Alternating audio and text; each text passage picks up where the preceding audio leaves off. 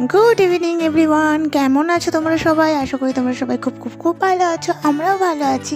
চলো আজকের ব্লগটা এখান থেকে শুরু করা যাক। এখন বাজে হচ্ছে খুব জোর 8টা।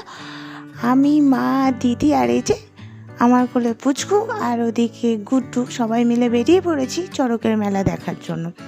শক্তিনগর মাঠে মেলাটা হচ্ছে, তাই সবাই তড়িঘড়ি রেডি হয়ে বেরিয়ে পড়েছি চড়কের মেলা দেখবো বলে।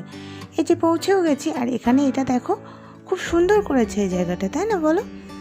আর এখানে অংশুকে মায়ের কাছে দিয়ে দিয়েছি। অংশু এখানে করে ওই ফোয়ারাগুলো দেখছে, যদিও আমার সাথে হাঁটতে গিয়ে ওগুলো দেখে, তাও দেখতে ভীষণ ভালোবাসে। আর এখানে আমরা পৌঁছে গেছি মেলার মাঠে।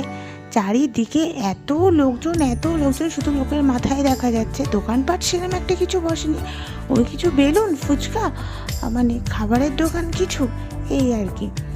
তো আমরা খুঁজছি এখানে কিছু বসার জায়গা, তার কারণ মা আর অংশু বসবে মাঠের মধ্যে, তাই বসার জায়গা খুঁজছি। চলো তাহলে মা বসে নিক, তারপর আবার তোমাদের সাথে কথা বলছি। আর যেতে যেতে এখানে অংশু দেখেছে বেলুন, আর ও তো বেলুন দেখলেই পাগল, যেখানেই বেলুন দেখে সেখানেই বেলুন নিতে চায়। তাই দিদি বললো থাক, আমি ওর জন্য একটা বেলুন কিনে দিই। তো আমি বললাম ঠিক আছে।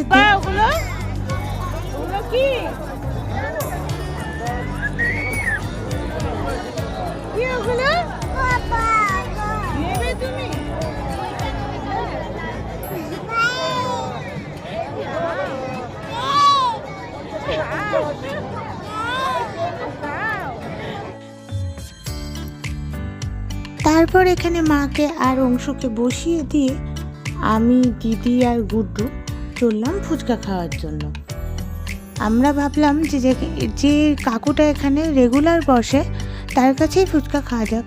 কিন্তু দেখো ফুচকা খেতে গিয়ে কি অবস্থা, দেখলাম এত ভিড়, ওখানে লাইনে দাঁড়িয়ে থাকতে থাকতে ওখানেই 9টা বেজে যাবে। তাই মেলার মধ্যে এসেই আবার ফুচকা খেতে শুরু করলাম। আর এত ঝাল দিয়েছে ফুচকায়, আমার চোখ মুখ তো পুরো লাল হয়ে যাচ্ছিল, এত ঝাল লাগছিল। বাপরে বাপ, এত ঝাল আবার কেউ দেয়? আর আমি এখানে বলার চেষ্টা করছি, উড়ি বাবারে ঝালে মরে গেলাম। যাই হোক, এখানে ফুচকা খেয়ে ভাবলাম এত ঝাল লেগেছে, তাই নিয়ে নিলাম আইসক্রিম। আর এই আইসক্রিমটার নাম হলো রাজভোগ। আইসক্রিমটা এত সুন্দর খেতে। আমরা আবার চলে এলাম মায়ের আর অংশুর কাছে। মাকে মায়ের আইসক্রিমটা দিয়ে সবাই বসে পড়লাম আইসক্রিম খেতে খেতে আড্ডা দেবো বলে। আর এখানে অংশুকে সবাই মিলে আইসক্রিম খাওয়ানোর চেষ্টা করছে, মানে মুখের কাছে ধরছে যে খাবি, যতবার বলা হচ্ছে খাবি, ততবার বলছেন না না না না, ও ততবার বলছে, ওই যে ততবার বলছে খাবো না। যাই হোক,